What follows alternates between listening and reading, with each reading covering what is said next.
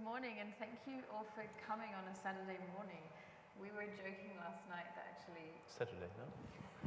Saturday? Yeah. What did I say? I'm one day behind. I've known about Raphael's work for a very long time, but actually we haven't spent that much time together, so I was really excited and very happy to be asked to do a talk with you. You're one of the artists that I've watched from afar in a certain extent, and I've experienced a lot of your work through your books. And when you sent through your presentation to me to look through, I was really surprised at how concise you've been in just picking specific bodies of work to show.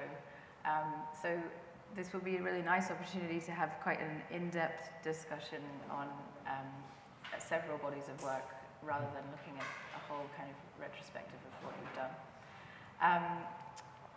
We're going to begin with Anti-Personnel, which this is actually quite fitting. It's a project from 2004, and this is the first time I came across your work, actually.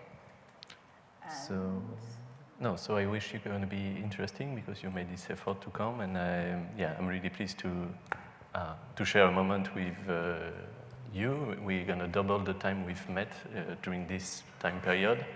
I try my best in my work to get this feeling to be at the right place at the right moment, and I wish we're going to make also an experience of that, because making lecture is part of my work, as making books or exhibition is about sharing experience, about sharing a practice, and it's a part of a practice. Is this working? Oh, let's go back to the beginning. There we go. Yeah. Maybe you do it from that direction and you point it this way. Okay. Anti-Personnel was my first project. I had the chance to travel when I was 17 actually, to Bosnia, and I encountered landmine experts on my way back from this trip that I was visiting my sister working for an NGO there, and I get to know this profession, the landmine expert, from one afternoon in Bosnia 10 years after the conflict, and they just had this intro to present their work saying, welcome to the vice, I don't know if it makes really sense in English, but to the vice world, to the world of the vice, no? Not really. That's important anyway. Basically, they explain me the way they work, dealing with objects that have been put 10 years before, still active on the ground that you can't see. And I say to myself, when I would have the opportunity, meaning the capacity, I will make a project on that. And my project was really wide. So you say I'm quite narrow, but it always begins with the universe of possible. So I wanted to do the portrait of this landmine expert and to meet more of them. I wanted to throw up the empty landscape and show where an accident had happened 6 years, 6 months, or 6 days before I take the picture. I wanted to photograph this subject. I was really curious to see what you can't see. And making research to find the original object, through the landmine expert that I wanted to meet, I enter a military base where they have a collection of that. And through the landmine expert, I made a selection, only 35, not much, from the 600 possible models that exist and that keep on being produced. But through this 35 objects, I present, pointing this way, I present the last 60 years of modern conflict, and question what will be my question for the rest of my body of work and my œuvre, as we say in French, is this idea of progress. Do we progress when we develop such technology and things? And when you were going through the process of editing down, because what's fascinating about the images is that although the function of these objects is the same and it has a very horrific function, the design of the objects are very, very different each time. The design is complex. It's not an object. It's a pure vanity, this object, because it deals with death, but not. The goal is not to make the person who will activate it to die. It's just to injure, to take off the limb that will activate it. So thinking of that we have this ability to develop such a design, really puts you really question. Basically, I don't. The title is anti-personal, and my attitude is the same. I let people get a position in front of this subject, and this, with the text that are present above or next in the book, we never fell into the anecdote. We just tell which country have produced it, what is the name, what is the weight, what is the size, and how it works. And through that, it allowed to take a position and not to feel forced to be on one side or the another. And I play with an absence iconography that we have in mind of victim image that have been diffused and I'm conscious of that. But I also project myself in the time where this object will be banned completely because he had started. I mean, from 2004 when I did the picture to 2009 when I did the book, I had to change caption because certain model was not in use anymore. So the design have been, the stockpile have been destroyed, and this is my wish with this work, is that it will be, as it is from the beginning, a documentary work, like showing what humans were able to make in 2000 on Earth. And the way I photograph them is very much like a museum replicate, like for prehistorical object, a bee face will be photographed from a museum collection the same way. There's nothing really commercial around this black background. There's no post-production. It's straight the object from a slide film 4x5 that I had in this military base. A Cibachrome print, no post-prod, just straightforward, life size. And this gesture is really an economy, and it convinced the military to allow me to come. And there was a certain type of, because you're describing now this kind of objective approach that you had to photographing the objects. And there's a certain type of safeness in that as well, and the fact that you were so, in a way, very neutral with the whole project. You weren't over-exaggerating certain elements. Everything had the same level approach to it.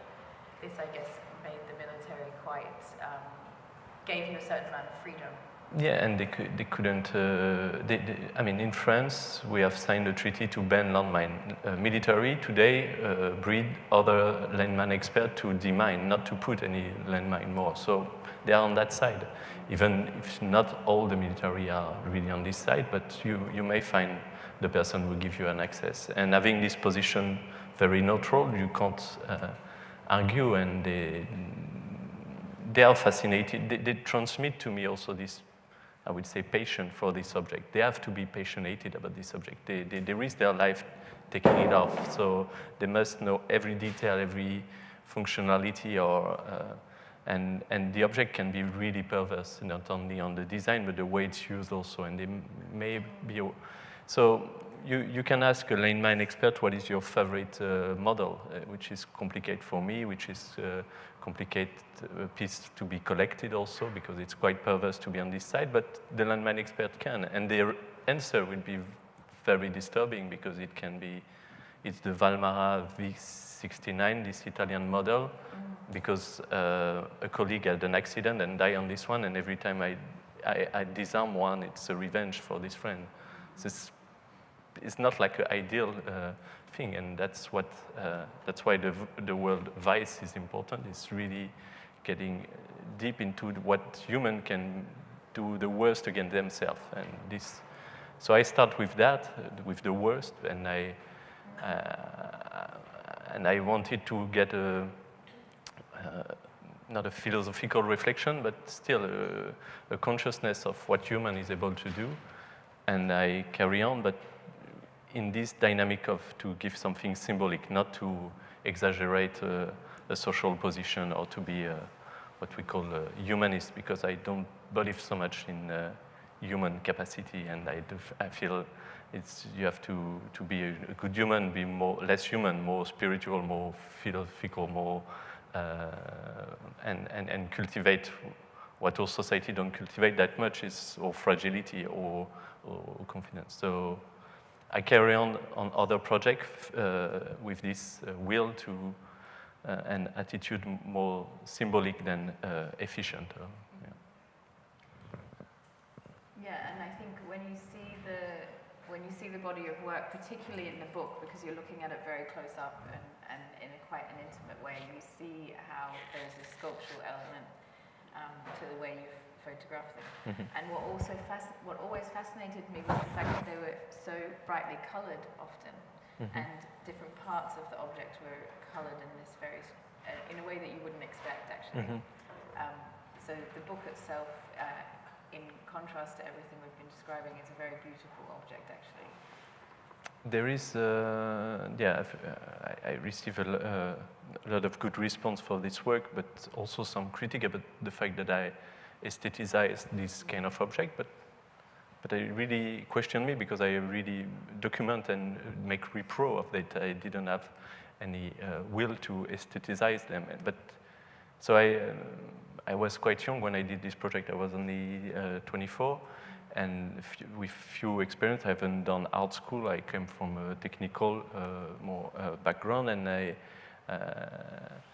I wish to have an artistic gesture, but I was overtaken by the aesthetic of the object himself. And this was to reflect a bit on this efficiency of this aesthetic, really engage my practice and was a model for the rest of my practice.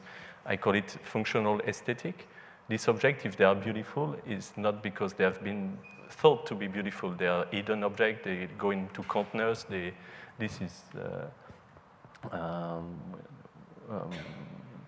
so they've never been designed to be beautiful, and they reach a level of design that no other object can reach. It's often the case with weapons, but it's the case with most of the things we make to fly, for example. If you take any plane, they're beautiful, but they've never been designed for that. They have to have a certain fineness. They have to. I like to take other example to make it clear.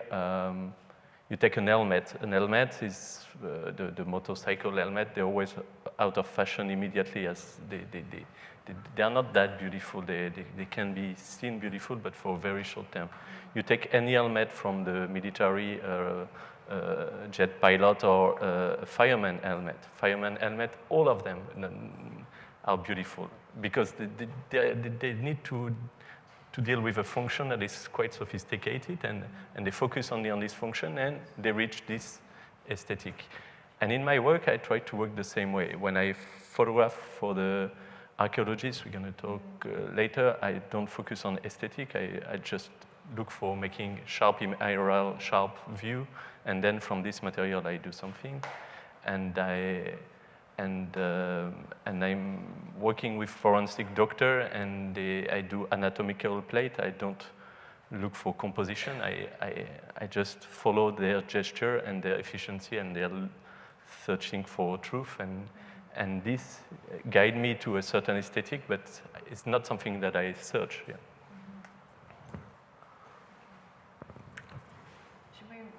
The next project.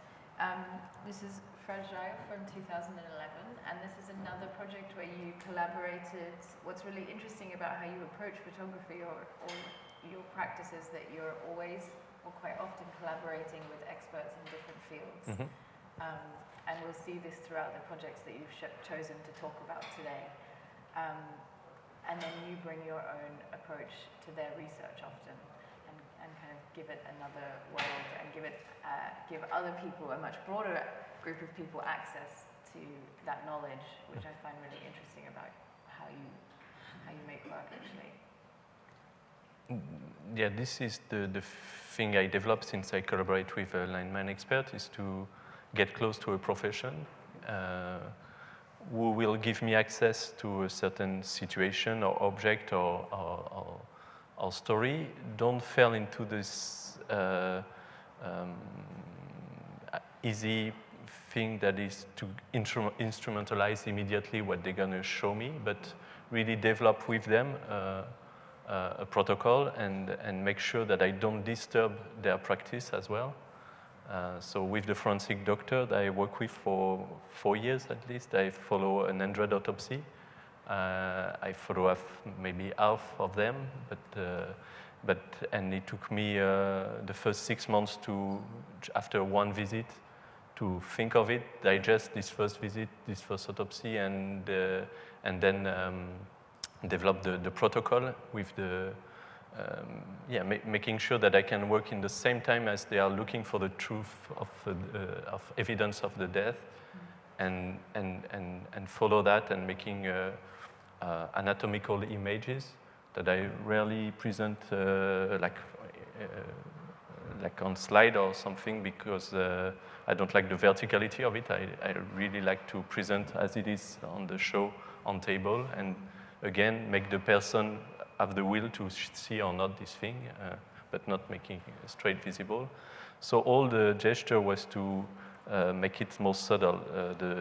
It was not life-size like the landmine, even if it was black background to isolate the organ, but it was a little reduced. The saturation was not cybachrome, was a bit reduced by a print that I've made in dye transfer. That is a fantastic process for the tradition of making anatomical plate. And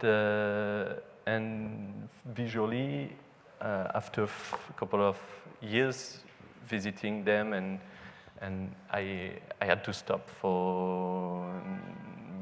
because it was the time. The lab didn't process any slide where I used to have my rituals to develop. The forensic doctor I work with I get really close to finish his time. He was getting retired, and I follow him this last year of this fantastic practice, because he had built this department of forensic department, and with a great ethic. I mean, what you may see there is very shocking if you enter the room 5 minutes, but I really appreciate and was fascinated by the regularity of the protocol, the hardness of the job, and the way they deal with everyone the same protocol, and never. So looking from a distance, you may be shocked really by what you see, but if you follow from the morning, 6 in the morning, when the body arrives, until the end, when they give it back, and what they had to do with for this protocol. Anyway, it was really moving. And to finish this work, I had this thought that I can reach easily a symbolic aspect photographing organ, meaning if I get to photograph a heart, for me was the organ that gives you life. So if I photograph the heart of someone who commits suicide, and the heart is dislaminated, that will be the symbol of the end of patient for life. I thought of that immediately, but no, flesh is flesh, and photography has its limit. And it was impossible to reach a symbolic aspect through that. So I had to get to this more symbolic wish, and I always try to not push the limit, but to test the limit of photography and what image produce. What does it produce to you to watch a brain with your own eyes and your own brain? That's a very deep image to look at. But yet it's not symbolic. It will be a brain. And I made these 4 images that I call the 4 humor, and they are prelevement that are done during the time of the autopsy. But I put them back to an old time for medicine, where we think of the temperament as the way to cure, or the way to understand our body. And basically, our temperament depends on the quality and the temperature of certain fluid, and they acquire to you, but also to the season, to the planet, to a lot of medieval salts and coming from antique time. So here you have the blood, bile, and the phlegm. So the black bile will be for the melancholic person, and dealing with such story as homicide, suicide, you may relate it to some temperament of choleric or melancholic or phlegmatic, and I balance this very anatomical image that are present in the book with this large colored print. Yeah. They're very abstract images, though, and it's really difficult. It's quite difficult to understand the process of elimination in many sense. So, how did you get to the point where you presumably had access to photograph a wide range of things during the autopsies? How did you get to the point where you were refining it so down to this very little elements? When you go to autopsy room, you meet with, for example, homicide or fratricide. It may happen. This may be the second image I put on the book, that a brother killed his other brother in the suburbs of Paris in 2000 something. This is Cain and Abel. It's come from its whole history that just keep on repeating itself. It's not an anecdote that you may find in the 2 lines in the newspaper. It's already written in the book that is whole history, whole culture, whole mythology. So it's a fantastic feeling, it's fantastic travel to get access to those kind of, it's terrible to call it material, but to experience, to see such strong event that could be play on the theater, but to be in the autopsy room and have access to this drama. And you to resist to that, you want to bring it to another level of lecture that is, mythology. That's the way you can resist to this drama. And yet, to make it more universal than just an anecdote that happened one day. So to reach this universality, you use symbol, and I don't know what's going when we look at images, how abstract they are very much. I mean, it's... Had you studied photographs of medical... Had you studied medical imagery before? Yeah, well, when I say I visit, I get the chance to assist to an autopsy, and then I made a break of 6 months, was getting access to a library, like the medical library in Paris, to see this fantastic anatomical angel, real print.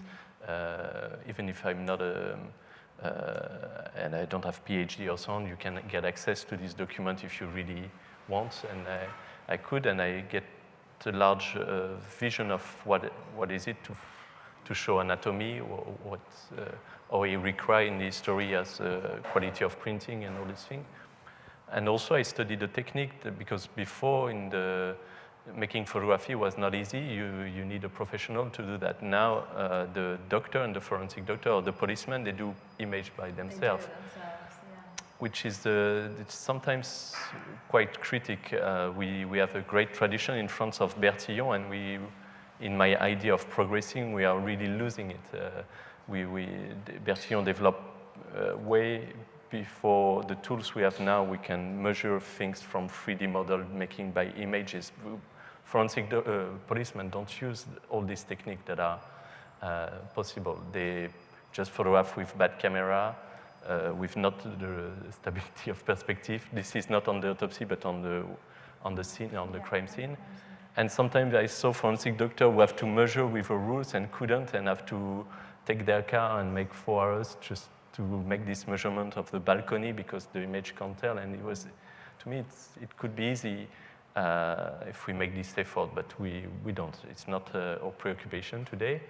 And so there's no photographer in the forensic department that it was in the past. But if you read all manual, they say the way they photograph organ.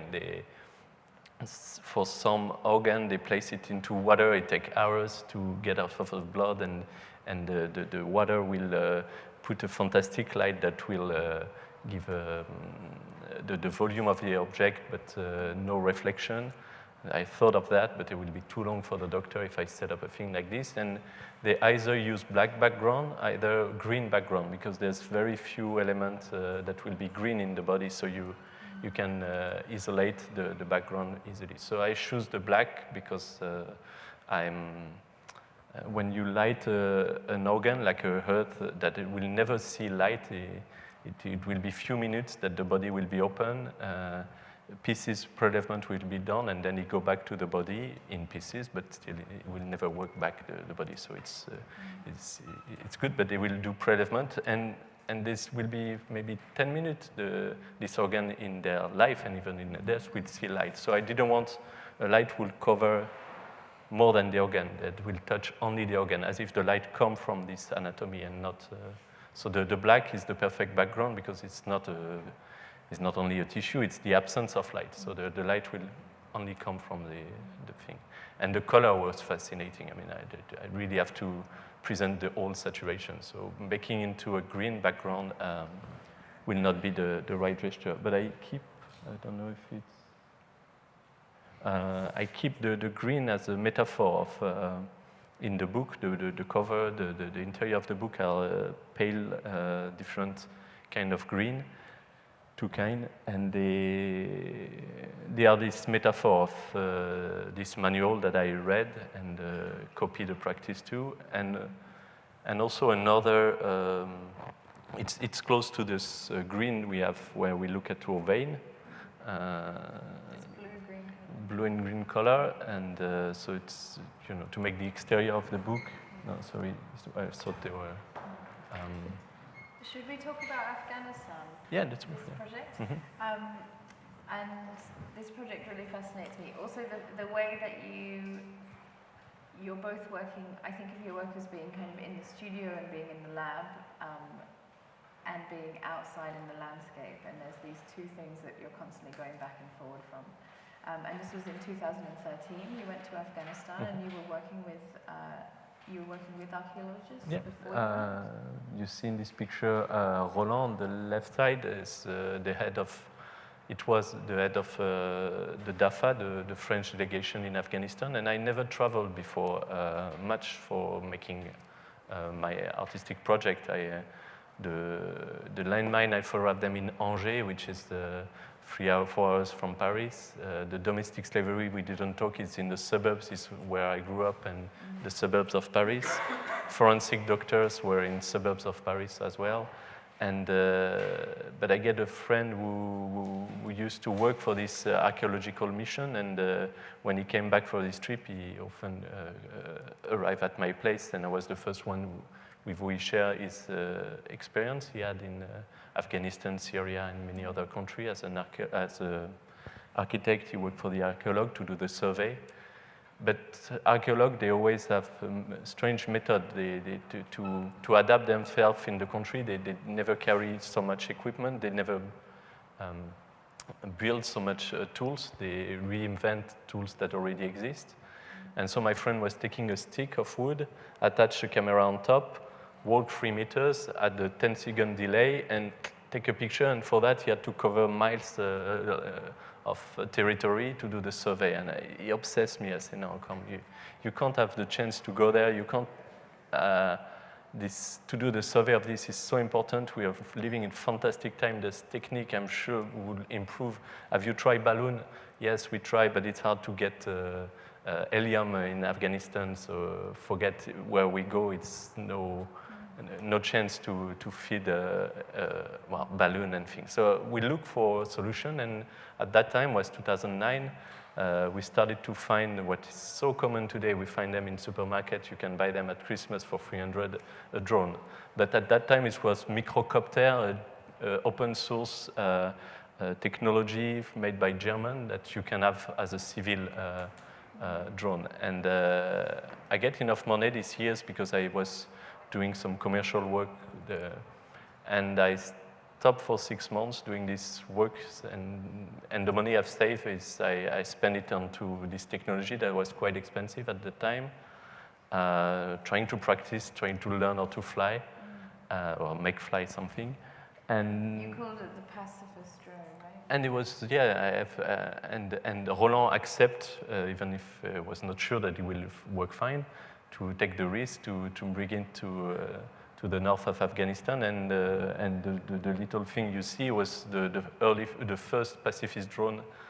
We never fly this territory, and we're flying above territories that have marks of a lot of a huge tradition of conflict and many layers of past history. So I'm not into like the landmine 50 years of recent conflict. It's like the 3,000 years of conflict. Yeah.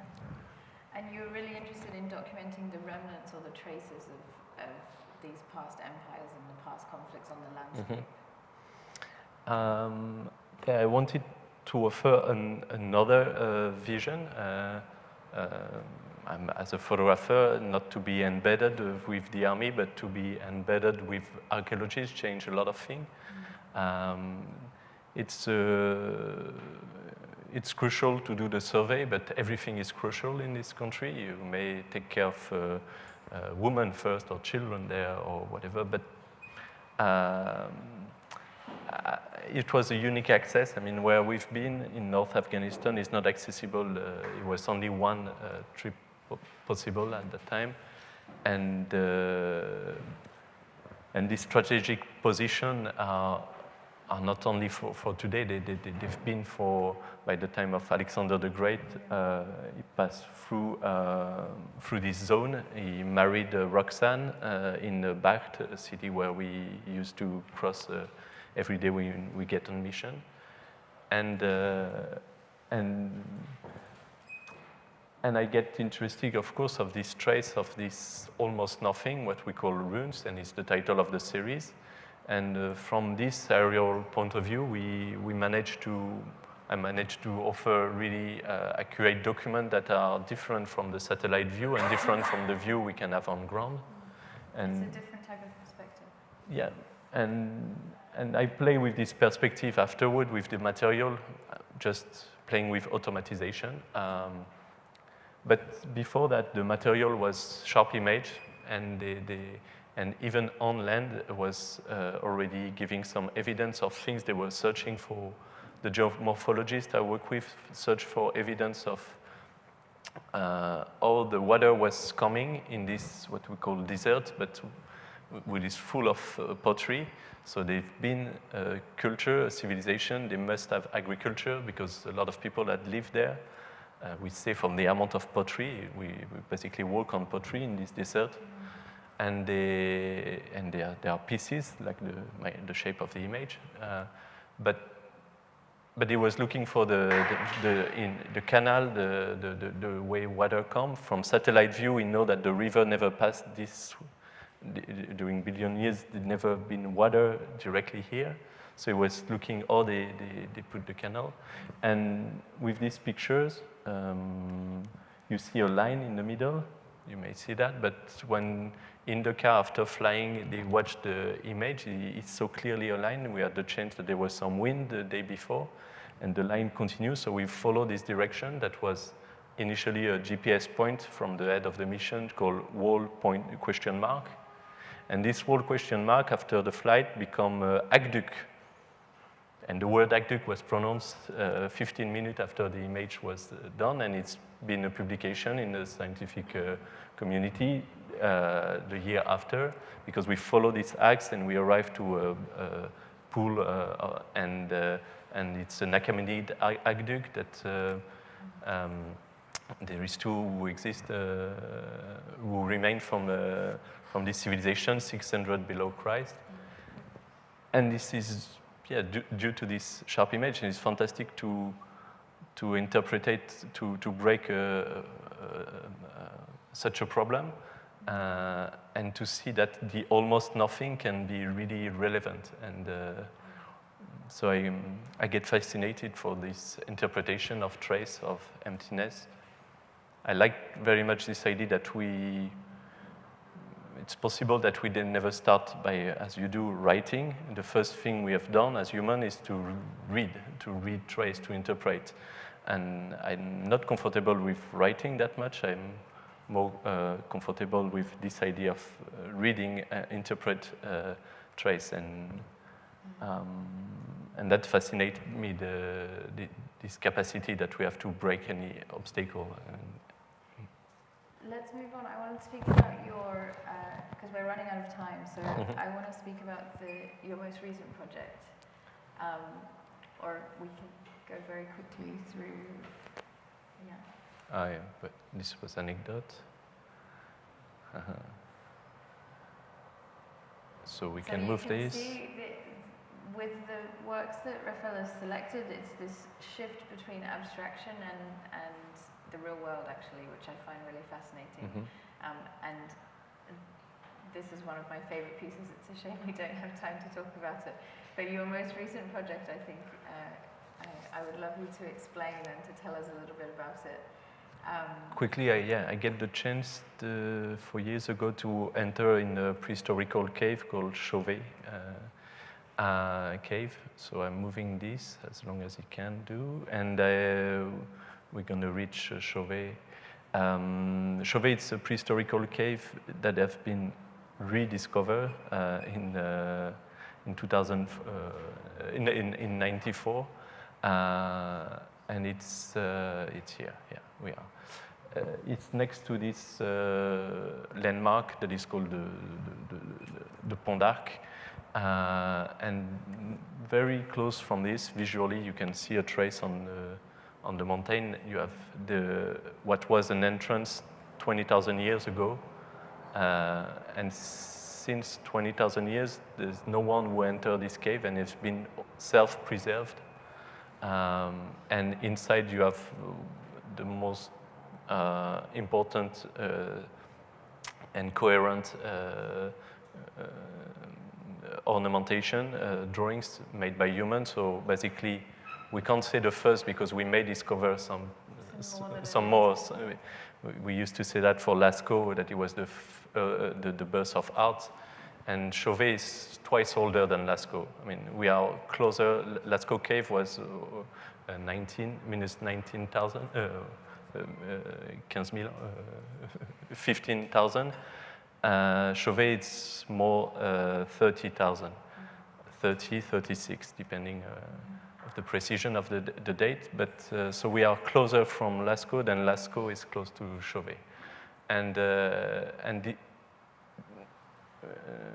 to avoid the problem of Lascaux that have been open to public and now is closed definitely and nobody can enter, they preserved this cave and allowed only scientists to enter the cave, a couple of hours per year. And I get the chance through a contest to enter. And my proposal was close to what they do. They have this theory that humans go into the cave, at the bottom of the cave, to make drawings and rituals to connect with cosmos. And I proposed to do the same, basically, because I realized, exchanging with the scientists, that there are few people, the scientists today, who have access to this cave. They are an elite to make some rituals, and when I ask them what they do inside the cave, I know that they do 3D model, that they do image, that they do measurements. So basically, they are kind of doing what they explain. They do rituals with image. The connection with cosmos, they don't take it, it's too far from them. But me, I decided to develop a certain protocol, and because they allowed myself in the cave, but to allow myself to really see the cave, I play with automatization.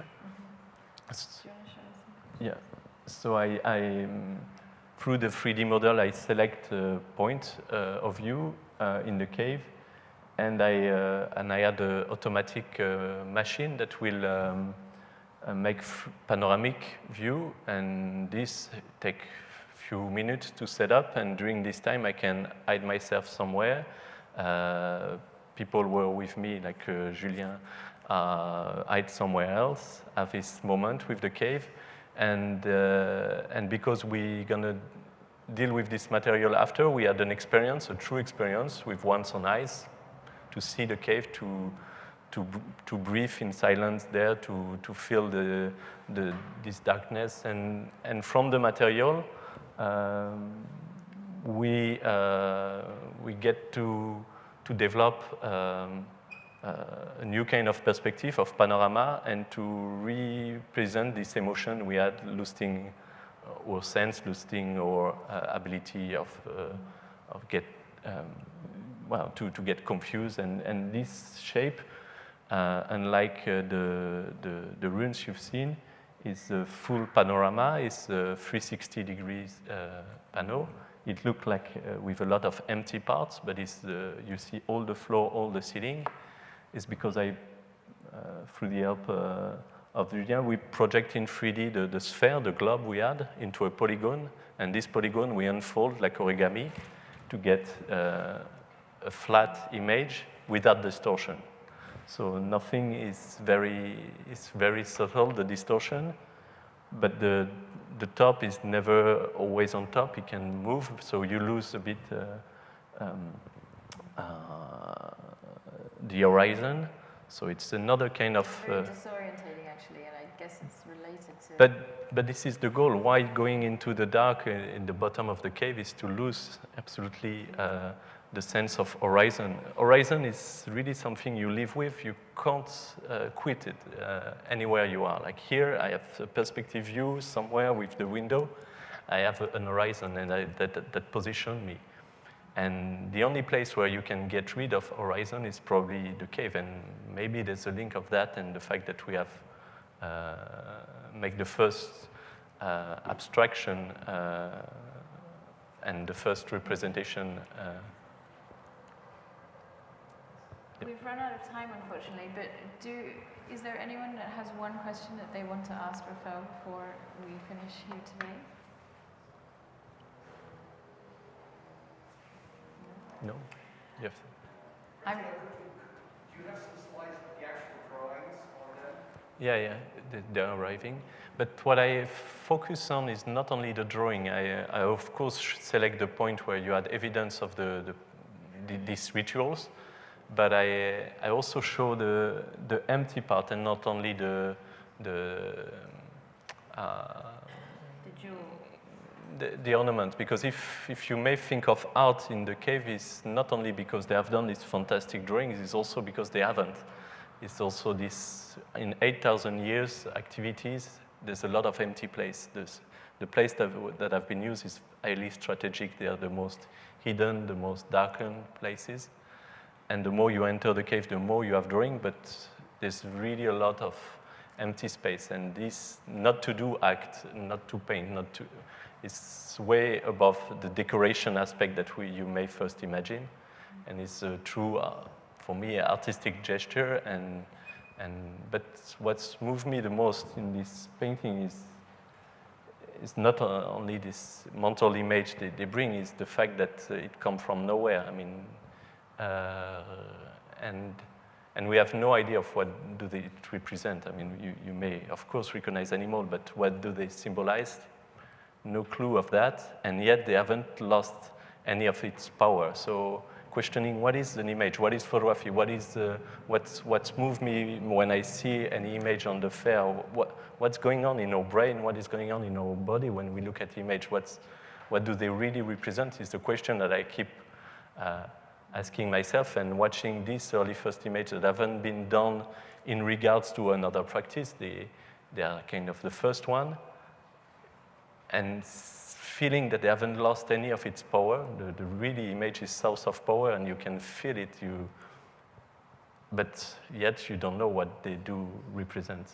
If it's self-portrait, if it's landscape, and I decide to treat it as landscape, and to question this presence and absence of drawing. Yeah.